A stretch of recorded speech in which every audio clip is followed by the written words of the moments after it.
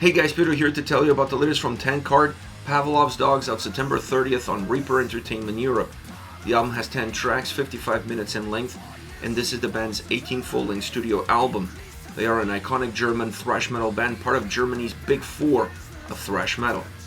As far as the design is concerned, the album falls into the patterns that we've seen before as far as the band is concerned. A very linear record, an album that's very balanced, very cohesive. What you get at the beginning is going to be what you're going to get all the way through. Using tempo changes, they created some dynamic mechanisms that gives more fluidity to the album, and it also gives more life to the record. It doesn't allow the album to sound as repetitive as it would have been otherwise. But there's still a very long album. 55 minutes, in my opinion, is too long for a record like this, with this kind of intensity, with this kind of aggression. Also, having songs that push the 5-6 minute mark just feels a little bit too much. It starts to create certain mechanisms that don't allow the album to have the right amount of breathing room for the listener to connect with the songs, but digest them quickly and then move on to the next song. You want the album at the end of the journey to still sound fresh, to still feel fresh, and to give the listener the ability to go right back to the beginning and experience that same journey all over again. I don't think this album does that. The quality of the tracks is undeniable, but having 55 minutes of this sort of intensity, of this sort of aggression in your face constantly overburdens the listener ever so slightly. So the album, because of its length, loses playability, and that's a sad thing to say considering the overall quality that this album holds. As far as the sound is concerned, I am super impressed with the sound on this album. First of all, the production is phenomenal. I love the fact that I can hear the bass, I can hear the drums, I can hear the guitars, I can hear the different levels on the guitars. I can really hear everything with clarity. The album is not muddy, the album doesn't feel gritty, the album doesn't feel like it has a little bit of a muffled aspect to it. They're a band that's been around for a very long time, but they didn't have the desire necessarily to go back into the good old days and create something that had maybe 2 feet into the past. This album has more of a foot into the future than anything else. So the production value on this record increases tremendously the quality of the sound, the quality of the songs, and the overall perspective that you're gonna have on the sound experience that the record offers. Really important for an album like this, an album that doesn't have a lot of different tools, that doesn't have a lot of texture, that doesn't have a lot of layers, that's really simple. It's right in front of you, it doesn't hide its cards. So having that better production behind it really increases the quality of every single element that the album offers, either it be bass, drums, guitars, or even vocals. Now, as far as the individual elements on this record, I want to mention the bass quickly because there is a lot of bass on this album and I really enjoyed it. It plays a very important role in a lot of the heaviness and how this album is grounded, but also some of the grooviness that you're going to get throughout. Without the bass popping this much and being this important in the mix, I don't think you're going to get that grooviness out of the record. Now, the drums play a more consistent role, and I like the role that they play, which on one hand they create heaviness, they ground the sound, they give thickness to the sound. When this album sounds more aggressive, when this album sounds heavier, the drums are always in the forefront, pushing everything else to that forward position. Really important. Now, the other aspect that's really important is that the drums also have the ability to flatten out and stretch out the sound ever so slightly. This gives the tracks a much bigger footprint to work with. You don't feel like everything is on top of each other. The songs don't feel compressed, and a lot of that comes from the drums, but it also comes from the guitars. When you look at the guitar sound on this album, you see that they're always leading the charges. The heaviness, the grooviness, the melodies, they're always in the forefront, really leading the way. But when it comes to the guitar solos are a little bit more deeper into the mix, allowing you to feel like the guitar sound all around has a lot more depth to it and is not one-dimensional. This pairing up with the drum sound and with the bass and everything else that is happening with that production really makes this album come to life on every single track. It just has great energy. And this is important because it makes the songs feel more memorable, feel more catchy, feel more hooky.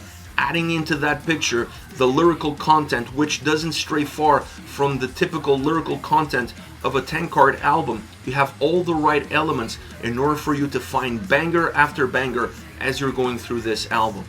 The vocals are more consistent as the drums are, but they don't have that duality of roles.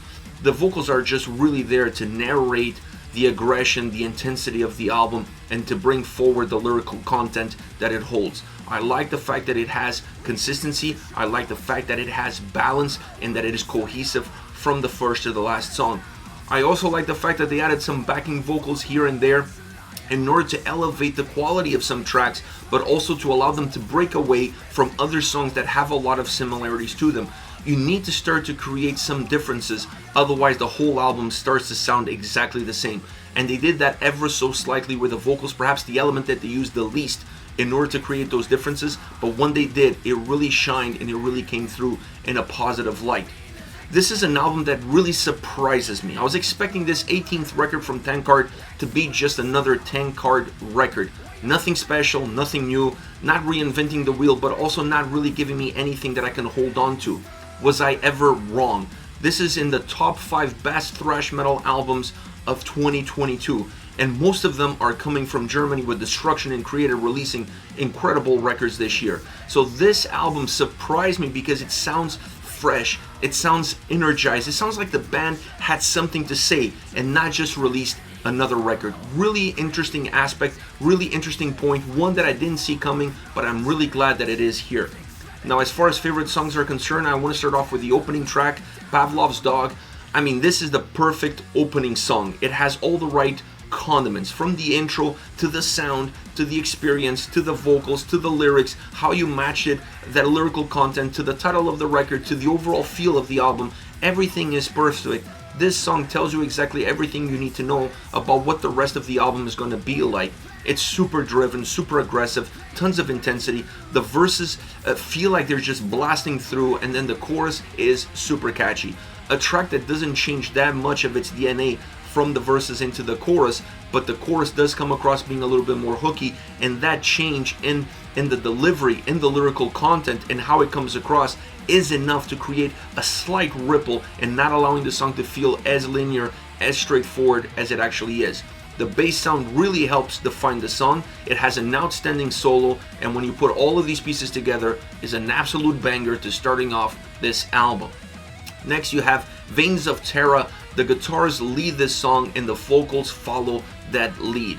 The mixing of the more methodic approach with a heavier driven sound really allows this song to have great substance. The bass and drums play a huge role in the heaviness of the track, and the chorus adds a dark ambiance that doesn't really go away. It's there, it's always there, but it's more noticeable in that chorus, and then it plays off of the more methodic portions that the song has. So everything is intertwined. Even though you see a song as having two very different sides, the two sides are so well merged together, not necessarily by sound, by the emotion or the feel that they provide to the song. Last and definitely not least, but obviously the last track on the track listing, On the Day I Die. Now, I love this song from a closing perspective because the title of the track represents the lyrics on the song, and it represents the atmosphere that the track holds. This song really has a sense of death, it really has a sense of finality, it really has a sense of ending. It has a somber guitar atmosphere, mood to it that just embraces the opening on the track. Now, it's not going to be like that all the way through. This song still has that bite, it still has that aggression, it still has that intensity.